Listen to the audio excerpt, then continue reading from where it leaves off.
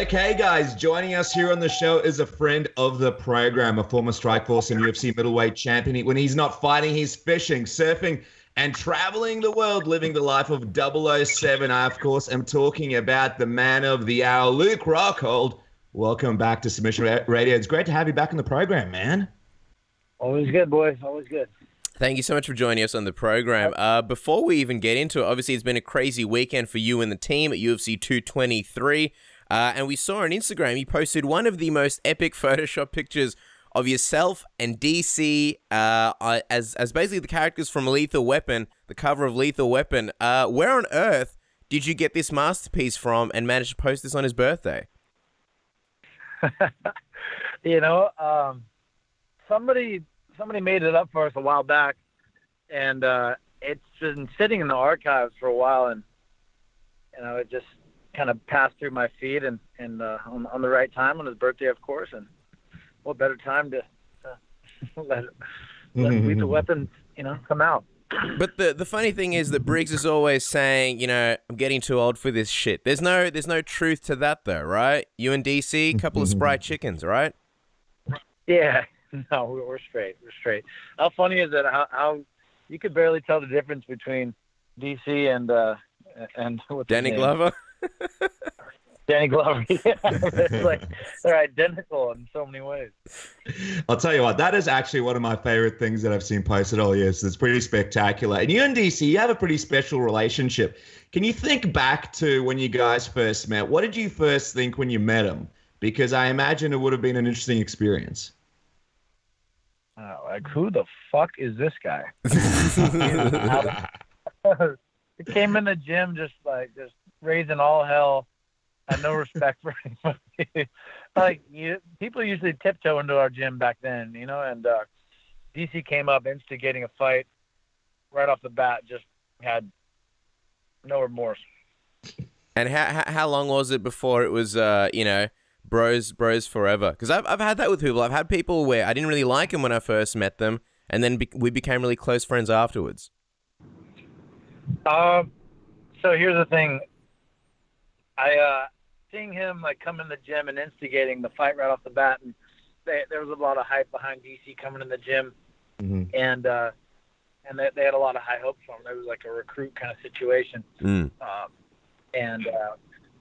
so he was about 260 at the time. I think he first came in the gym. Wow. Big as all hell, and he sparred a couple of days. He had a little bit of boxing background.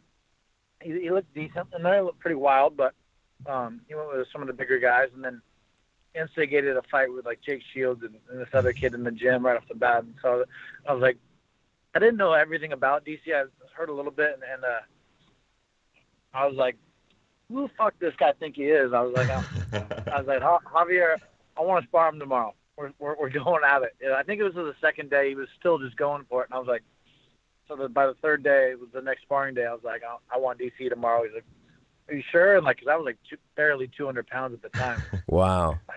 I was like, give me that dude right now. And we ended up going at it the next day, and he slammed me on my head. I got back up. I kicked him in the head. He couldn't hold me down, and then we ended up just brawling it out. And after that little session, we both pretty much earned some respect for each other. I'll tell you what, that's how friendships get made. I feel like if there's an issue between two countries, just put them in a sparring match. Donald Trump, he's got some issues with some other countries. Let's see how he goes against some of the other countries and see if it get worked out. But the thing about DC is, and you mentioned it, DC, he's a remarkable guy. Not only is he the champion, and he's a great commentator as well, but he's fighting at the highest level still at 39 years old. You've been around the guy for such a long time now. What do you think is his secret? Is he superhuman? Are we dealing with a guy from another planet here?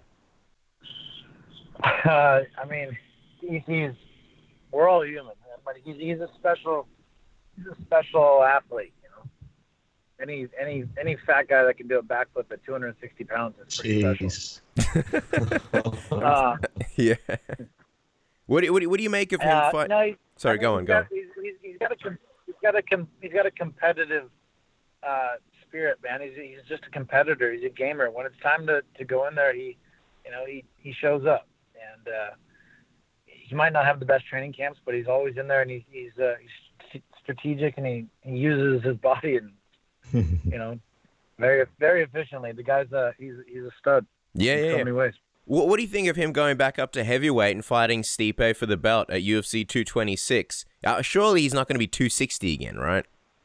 No, I don't believe he'd be 260. I think when he was fighting, he was, that out of shape. And in shape, I think he was like 245, 50. Yeah. I don't expect him to get above 235-ish, probably. The weight, the wrestling will be there, the athleticism, the speed. Heavyweights are, they're a bit slow, but Stipe is a different kind of heavyweight. I'll give him that. He can wrestle, he can strike. He's an athlete. He's a big guy that naturally carries his weight. So it's going to be a different test for DC than he's faced at heavyweight, and it's going to be a different test for Stipe than he's ever faced. So you're gonna get a real fight, man. The people can't underestimate DC. He knows how to put himself in the right situations. The wrestling that he has can neutralize a lot of things that Stipe can do, and the speed is going to be drastically different than anything Stipe has been used to. And obviously, you guys have a close relationship with Cain Velasquez. Do you think if DC and Cain weren't so close and didn't train together, and he didn't go down to light heavyweight, he would have been the UFC champion, a while back now, maybe even one of the more dominant ones that we've ever seen? Sorry, I missed that. That you think DC would being one of the most dominant? Yeah, I'm just wondering, if DC and Cain didn't have that close friendship, and DC didn't go down to light heavyweight, do you think DC would have stayed in heavyweight and become champion a long time ago, and possibly become one of the most dominant champions in UFC history when it comes to heavyweight? That's impossible to say. Cain is I think one of the most technical heavyweights of all time. Everything he's done, of course, he had some performances that are just unmatchable. Stipe, of course, broke the records, but Cain's performances inside that octagon are hard to match. And DC is, he's done his thing at light heavyweight, and I'm sure he would have been very. You can't say. You can't say at this point. I don't know. I mean, it is what it is, and we'll see. If DC goes and beats Stipe, then you can still argue that case. Yeah. Well, just quickly before we cut to you, if DC goes and beats Stipe, we saw the excitement in his eyes when Dana White suggested maybe he'd face Brock Lesnar next. What do you think about that? Brock Lesnar coming into a possible title shot after, everything that sort of happened with him after UFC 200. And how do you think that fight goes between DC and Brock Lesnar? I want DC to make money, but I'm not a fan of steroids. I'm not a fan of washing guys. Obviously, I like clean sport, and just because Brock is Brock, so he just gets a pass. I mean, too many guys get a pass in this game. I don't even care to talk about it. Absolutely. Do you think if he did come back, do you think that sends sort of the wrong message to the other fighters out there that he did kind of get caught and then he comes back into a huge fight and makes a lot of money and didn't really get punished properly? I think a lot of guys, can cut the line. It's just about that company. The company cares about making money, and so if they can make money, they're going to make money. Sure. It is what it is. There's a lot of people that aren't playing fair. Well, looking at you, Luke, obviously after your last fight, there was a lot of discussion. And even before your last fight, there was a lot of discussion for a while about you moving up to light heavyweight. Kind of, you could be the guy that kind of takes DC's place in that division. Where exactly are you at with that decision? It seemed like it was somewhat final, but then there was that Michael Bisping fight. I'm assuming that would have been at middleweight. Where are you at with that decision at the moment? I think it's pretty much sure that I'm going up. Bisping's he's not gonna want the fight. He's never wanted the fight. He knows what happened last time around, and so he's gonna run his mouth. He's gonna talk about it, try to build up his podcast, get his little goons behind him. But realistically, he's been scared of this fight from the start. And the UFC tried to make it happen, and he danced around it as best he could. And they're sure that they want it still, but they're sure it's not going to happen. So I've been informed to move on. So wow, light heavyweight is So just to clarify, they've pursued that fight with you, and they're still kind of pursuing it, but they've kind of let you know that, look, it's just never going to happen. Yeah, exactly. They pursued the fight. Bisping, like I said, he talked it up, talked big behind it, but when it came down to making a contract, he just made it impossible to work with it, and they're not going to make it happen. I don't know if he retires or what he does, but he wants no piece, no part. It is what it is, the truth, That's why I was harassing him about it, and obviously he's trying to get technical with it, but realistically, yes, they wanted that fight bad. And so you've moved on from the situation. And he didn't want it at all. Yeah, it sounds like you've sort of moved on from the whole situation.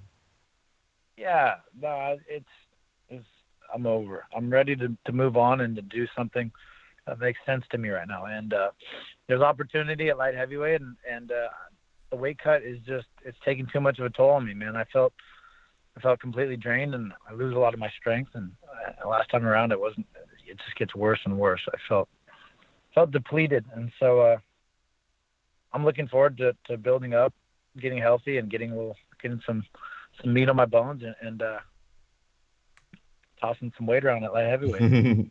Absolutely. And I'm just wondering, with that weight cut, you mentioned how it sort of took stuff out of you. Was it a progressional thing where at the start you noticed it was beginning to affect your performance, and by Perth it really started to take over, or did it always have a pretty big effect on you going into the fights and on fight day? Well, if you fight long enough, you notice, like, a lot of guys say in their mid-30s, it just becomes harder to make that weight. I've always been a fairly bigger guy, and it wasn't too much of a problem, coming into. I still cut a lot of weight, like probably going to like the Chris Weidman fight and whatnot, but I noticed later on after that, it just became harder, and last time around it was probably the worst of it. It's just trying to like regulate your body temperature, gets thrown off, and you just feel zapped. You can't get the strength back in your muscles quite right. I don't know if I did the weight cut wrong, but it just wasn't my best go at it, and I'm sick of cutting the weight. I think those guys are vulnerable at light heavyweight. I truly do, and I want to go fucking attack. I'm gonna go on the attack. Yeah, you're going to be the jaws of the light heavyweight division. I mean, Perth was incredibly tough, and what made it tougher was the fact that Yoel Romero missed weight. And we were actually talking to Robert Whittaker a couple of weeks ago, and he broke the news to us that if that situation would have happened to him, he wouldn't have taken the fight because of the huge advantage that Yoel had in that matchup. Now that you sort of look back on it, how much of an advantage do you think Yoel had by not having to complete the weight cut and still getting to fight you the next day? I mean, it plays a toll.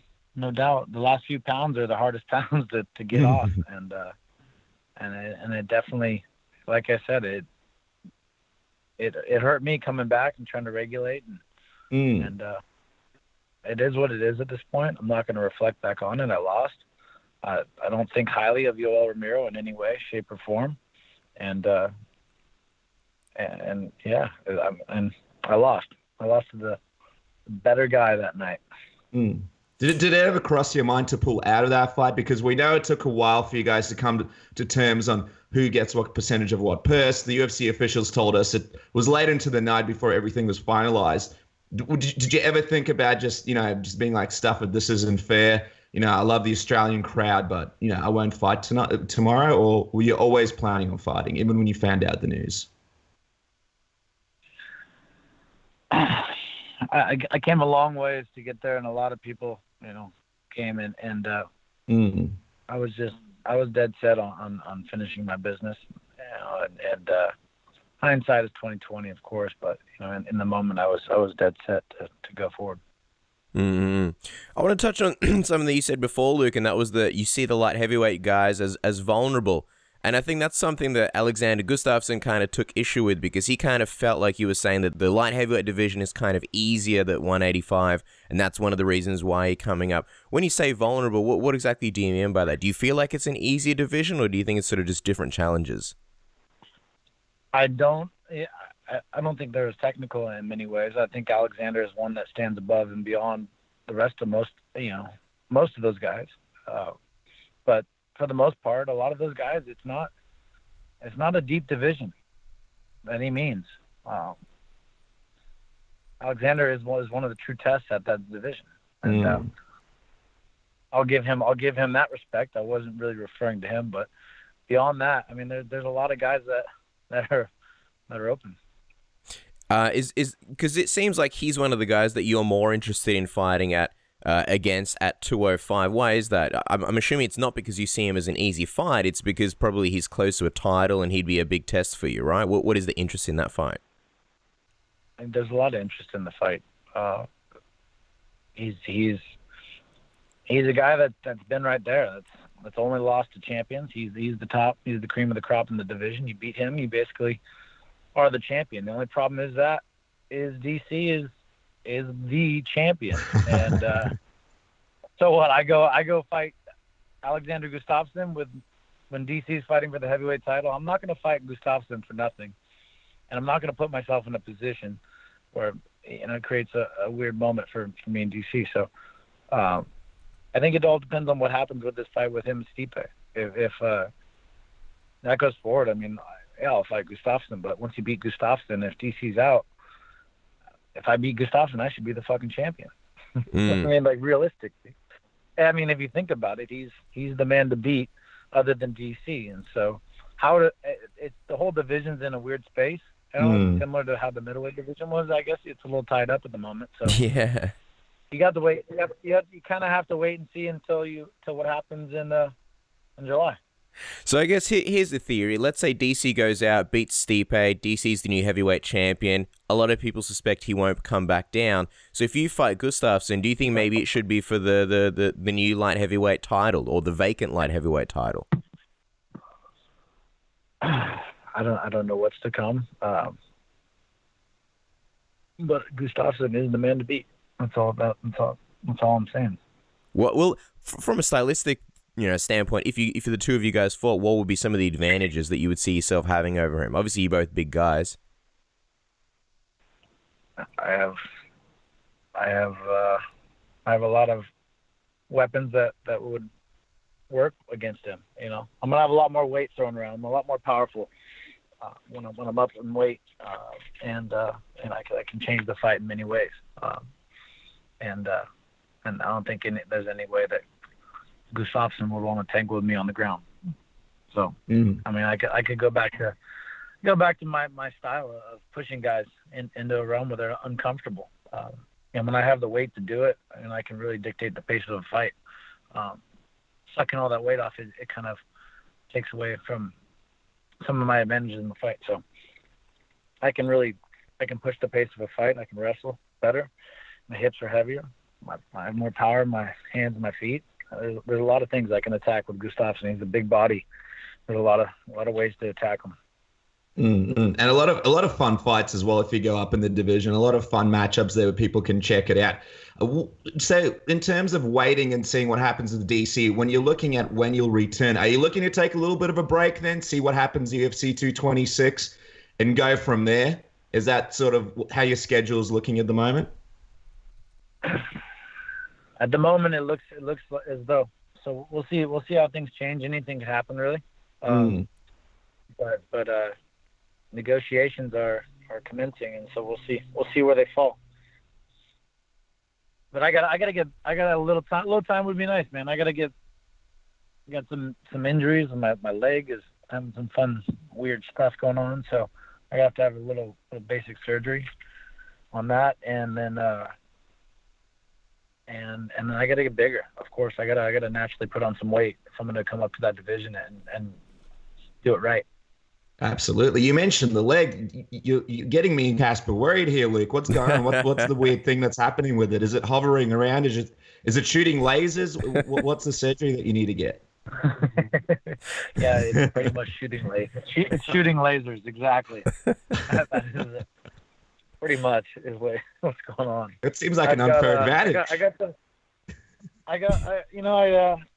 I think everyone saw, I got checked in the fight, and my leg opened up, but it opened up in a weird way, and it created like a pocket of fluid inside my shin, and so they're doing a little small procedure where they do like a drainage and then get the fascia to lay down. So nothing big, but it's the world of a kicker, and my legs have taken their toll to this game, and I'll be all right though. I'll be fine. Everything's pretty good. It's just really just topical things.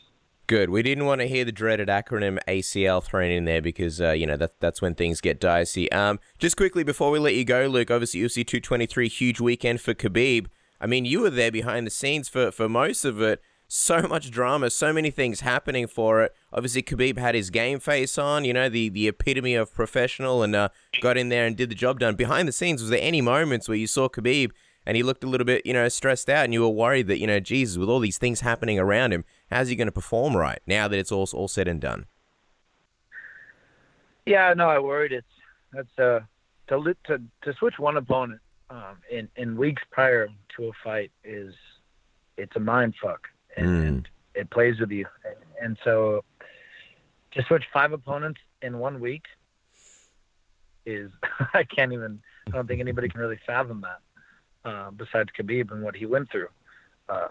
And not only that, then you have guys that are coming up with absolutely nothing to lose. It changes the mindset of a fight. You're out there with everything to lose, and these guys have everything to gain. And so they get to let their guard down and go for broke, and then you have to play a more conservative role, in a lot of ways in a lot of people's heads. So Khabib, he did his thing. He did his thing, and he proved that he's the man. That's 26-0 now. Am I right? Yep. If you count the bear, maybe 27. Everyone loves the bear. Yeah. No, he's an animal, man. The kid. I've been saying it. We've all been saying it at AKA for many years that he's just, he gets you in the right zone. He's unstoppable, and there's nobody at lightweight that can play with him in his world. So. I'm excited for the future for the kid, and he's done amazing things. It's crazy to see the influence he has on this country. And it's kind of cool because you guys are all sort of on this journey together, UDC, Kane, and Khabib, and there's a lot of championships and belts and things happening, and you're all in each other's lives. So that's pretty cool. But I mean, Khabib called out GSP next. And a lot of people started thinking about that fight. I mean, Khabib is just an unbelievable grappler, super dominant. It doesn't seem like there could be anyone more dominant than him in his weight class when it comes to grappling. But how would you see a fight between him and GSP going? And even though there's a size difference, I mean, you've grappled with Khabib before. Do you think he could implement the same dominance against the GSP that we see in his usual fights? I don't know. Time will tell. Khabib is he's a big guy. He can carry the weight, and I'm sure it definitely plays a factor when he's bigger. But he can grapple, man. He's the only lightweight in the world that really gives me trouble. Wow. And so that's saying a lot. I've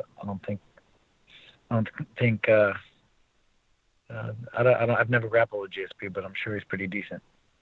Yeah, you would certainly assume so. When you say he gives you trouble, what do you mean by that? Because I'd be fascinated to see a rolling session between you and Khabib. Obviously, everybody knows you as one of the most, I guess, devastating grapplers in the middleweight division. So if Khabib's giving you trouble, that'd be amazing.